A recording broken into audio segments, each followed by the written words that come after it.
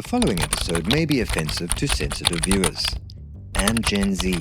Also, this is parody and meant to be taken seriously. I mean, not taken seriously. I was going to skirt around the fact that this handheld was developed by the same person who develops weaponized UAVs for the US military, but instead we're going to lean into it. Embrace it, if you will. This handheld is what you get if Mario had an M60 strapped to his back and a big fat cigar sticking out of his mouth. I couldn't create this amazing image using AI, so if you're an artist out there and you've got the balls to create Mario with an M60 strapped to his back, please tag me on Twitter. It's like playing Tetris, but then also guiding a missile to an unknown country so that you can stay safe playing said Tetris game. This video is sponsored by WAR. W for We Are Great at Murder. If you need a murder done, call us now on 555-10810. A group of people who love murdering. Just a phone call away and that pesky group of people who don't agree with you exactly can be eliminated. R, ridiculously low prices for murder. For as little as $1,000 and your soul. We will eliminate anyone who doesn't believe what you believe, even if your belief is pretty ridiculous as well. I mean, come on, 7 days for the whole universe? Dude. Mr. Walls, this is the US military. You can't make jokes like that. Please open the door. Crap, I better tell you about the Modretro Classic really quickly then. Firstly, the unboxing experience is actually fantastic. I recommend this in my upcoming gift idea video because it feels truly special when you open it. Just look at the... Mr. Walls, please open the door. Ah, crap. Okay, overall build quality and features. The body is actually made from magnesium alloy that is very durable, but with it being painted, you can end up with chips like this. The glass has the option of sapphire crystal, which is near indestructible and scratch proof, but it carries a hefty $100 price tag. But the Gorilla Glass included in the already hefty $199 price tag is just fine, I think. But for the human who has everything, it's sapphire glass, I guess. The power button is very reminiscent of the original Game Boy, and it has the infrared thingy. Hooray. Oh, and the link cable plug is there. So if you're rich as fuck, you can buy 2 of these and play 2-player games with your spoilt ass children, bratty little idiots. A 35mm headphone jack is included.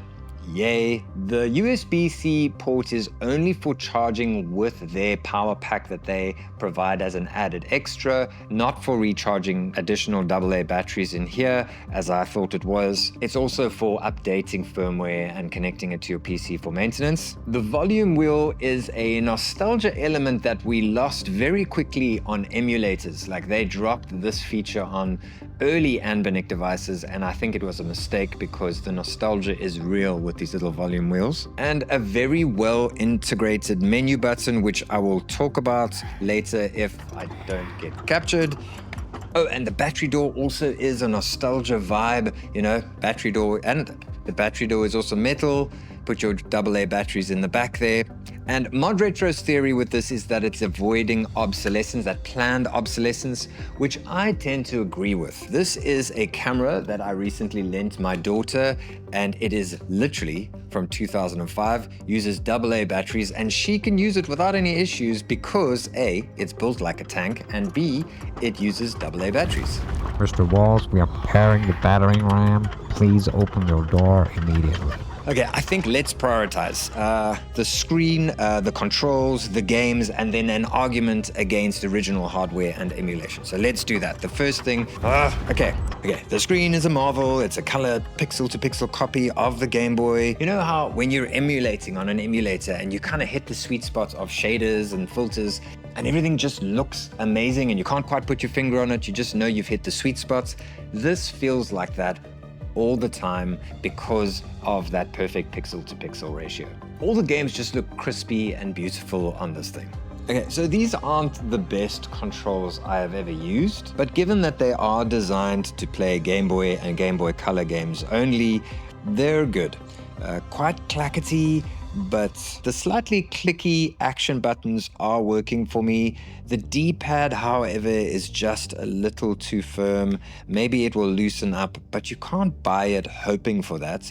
It's also too responsive, and you can double press in a direction quite easily. Overall though, the real test is handing it to my wife, aka Tetris Rain Man, and she likes it. Bloody hell, look at that Tetris score. Now, Modretro claim that this has little to no input latency, and I am inclined to believe them. The games feel very fluid, and there's none of that waiting for your brain to adjust when you're using an emulator. You know, if you buy a cheaper emulator, it's got a bit of input delay, and your brain has to take a while to get used to that. There's none of that with this. All right, let's talk about the games. They have put some indie games and some licensed games together onto carts. They're quite pricey at a starting price of $39 USD, which is a bit intense, but you are getting that nostalgia of buying carts again. I did do a bit of digging and I managed to flash Darkwing Duck onto this sketchy card from AliExpress. Just remember though, this is not emulation, there's no save states, there's no fast forward, there's no... Okay, Mr. Walls, we're coming in. Okay, let's get into my final argument. So we have two alternatives here, original hardware and emulation. Now, emulation has so many things going for it. All the games, the save states, fast forward and rewind, higher res screen, and so many other things. Original hardware, well, apart from nostalgia, honestly, original hardware is just a money pit and a pain in the ass. You're inevitably gonna want to mod or improve your original hardware because 10 to 1 and it's gonna have issues. And this is also just a nightmare. The Chromatic strikes a sweet balance. It's pricey, but it knows it. Licensed games, indie games, all on beautiful carts, a beautifully nostalgic screen. And for me, the biggest part is the mental health aspect. I don't think having all the games all the time is very good for your brain. I think having something limited, something where you are limited to whatever cards you have and not having save states, all that stuff I think is good for your psychology. But the most important, no, wait, I need more.